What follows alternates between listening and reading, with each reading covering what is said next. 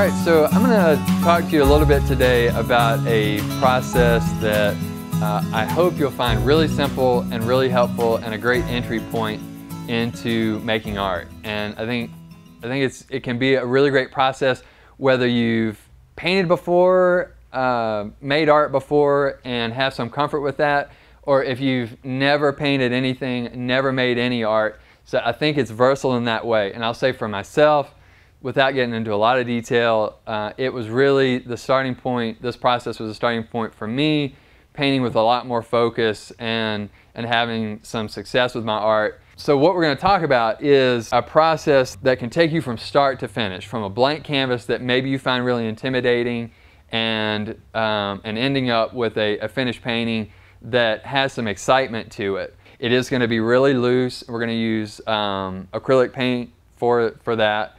And as you can see, we're going to paint from a reference photo, and that's part of the process is, I'll explain why, but we're going to paint from a photo. We could do this from a still life, we could set it up, but there's some advantage in using a photo, and I'll talk about why.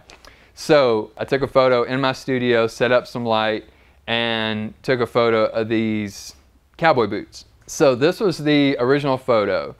And then in a simple photo editing software, free that you can download, I use Google's Picasa program.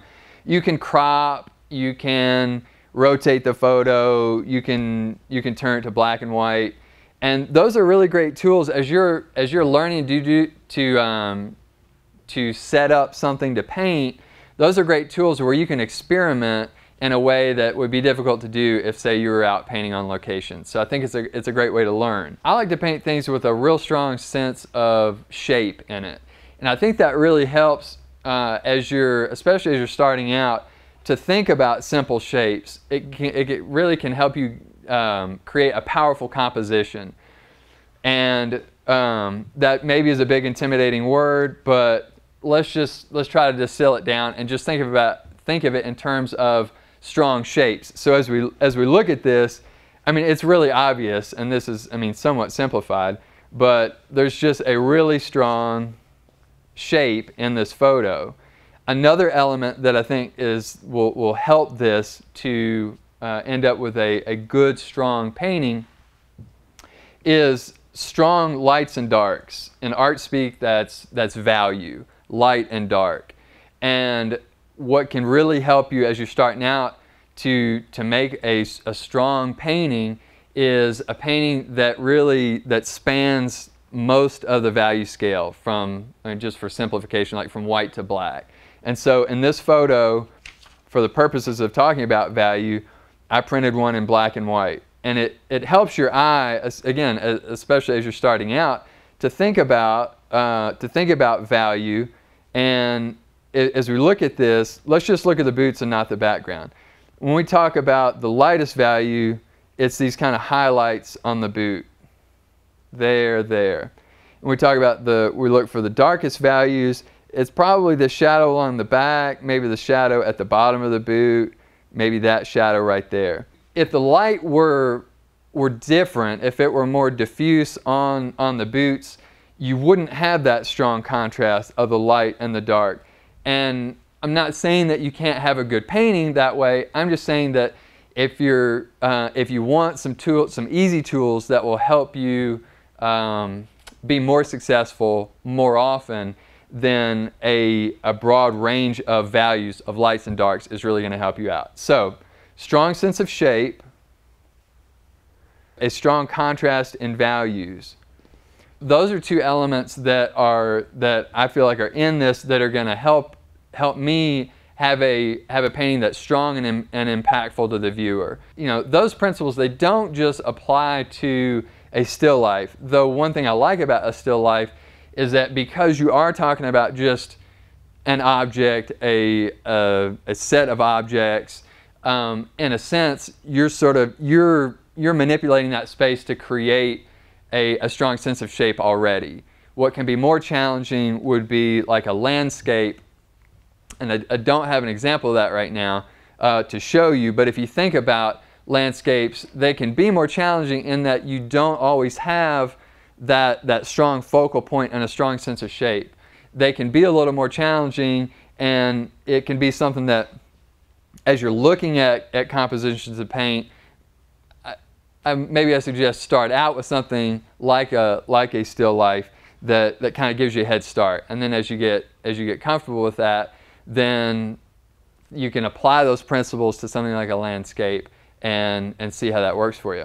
I'm actually going to start here in a minute for simplification by painting from the black and white, because the first thing we're going to do when we get to actually getting our shapes on there is going to be working on a value study that's going to be kind of like the foundation of the house, and then we're going to build on that. So we're going to set these others aside, and you know, you can do this yourself, and I would recommend it. Not that, I mean, I don't do this now, but it's a great starting place to train your eye about value, about lights and darks. I started out with this photo, and then I cropped it down to this square. As we look at this composition, I would argue that would not be the most interesting way to paint this pair of boots. And I'm not so much concerned about what's in the background.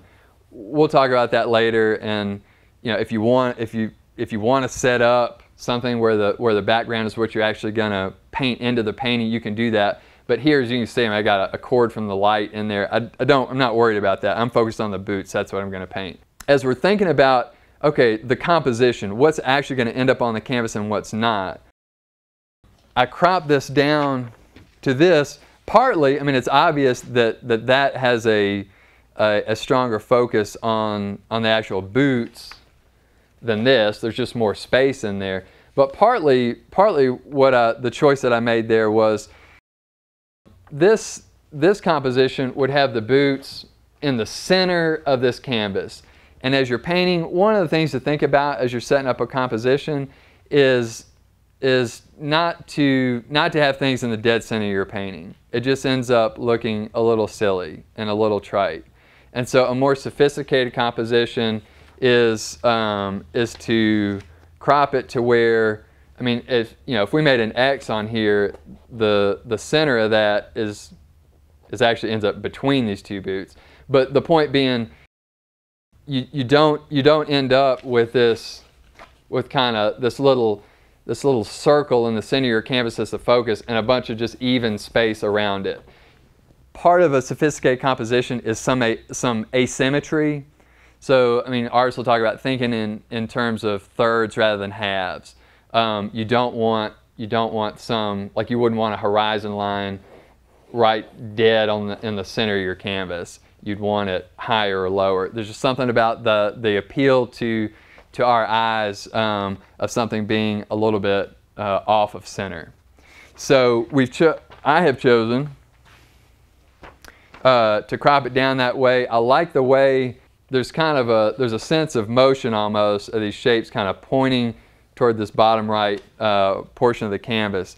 I like that. That's part of why I cropped this photo down like that. So I think I've said enough about that. Lights and darks, strong sense of shape, asymmetry. Those are some things that don't obsess about them, but there's some things that will help you create a composition and a final product that's stronger rather than weaker. And we all want a strong painting. So we'll get into the process of actually putting paint on canvas next.